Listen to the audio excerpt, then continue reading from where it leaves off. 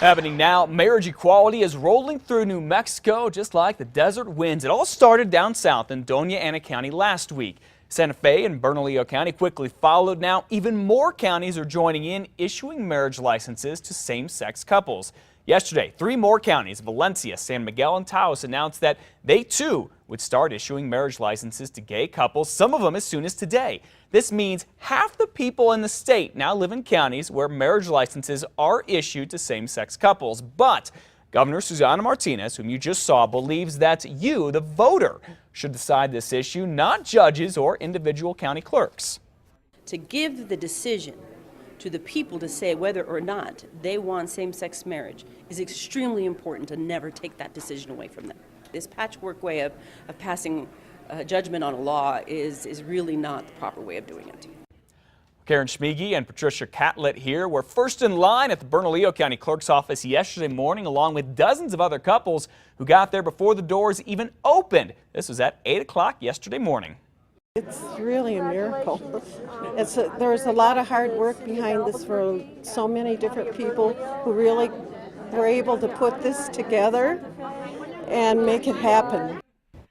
Now, going back to what the governor talked about and having you vote on this issue, past efforts to get a constitutional amendment to voters about gay marriage have failed. The state Supreme Court has a pending request to consolidate all of the marriage lawsuits here in New Mexico. That would lead to one big statewide opinion.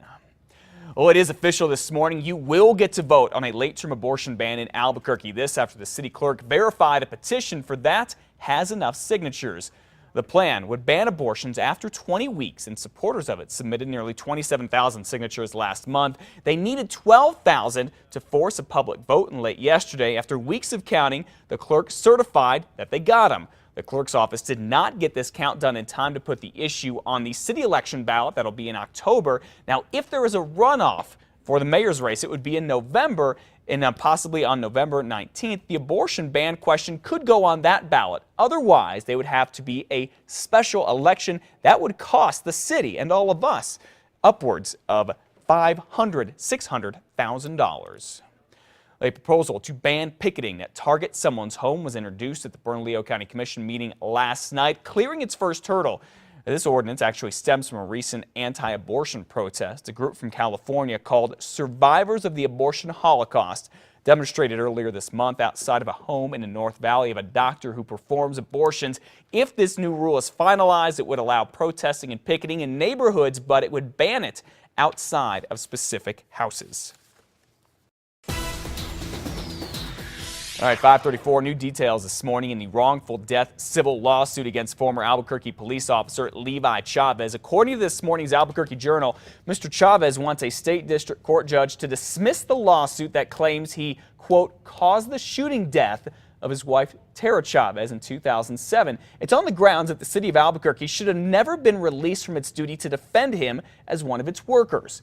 The Journal reports that the judge does not dismiss the claims brought by Tara's family. Levi wants the city to pay for his defense. Now, according to an attorney in the lawsuit, Chavez killed his wife Tara because she was about to turn him in for insurance fraud. Remember, a jury in Sandoval County found Levi Chavez not guilty last month of murder and evidence tampering. That was after a 6-week trial that drew attention from all over the country.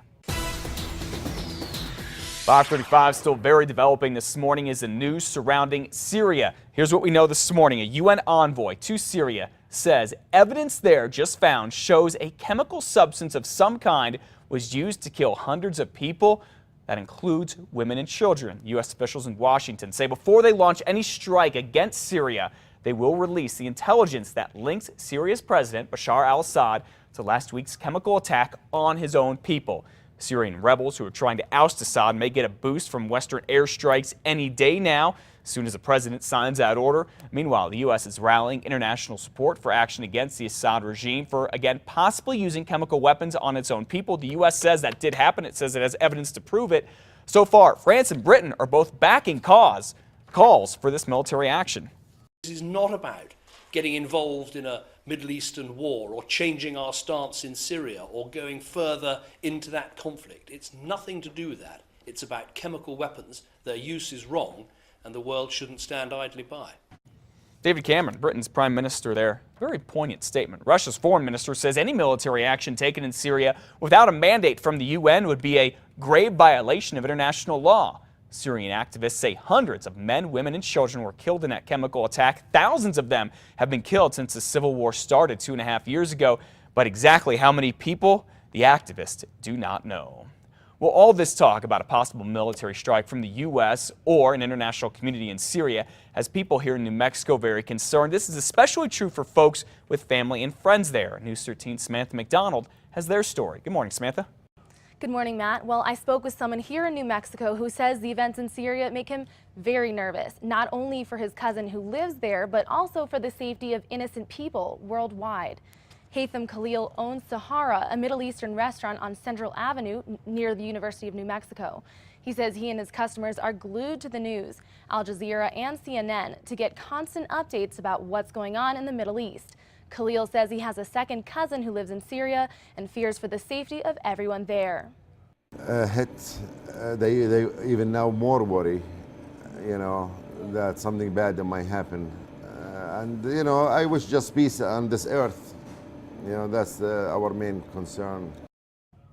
Khalil says he does not know what to expect, but for now, he and his customers give each other comfort. Matt, back to you.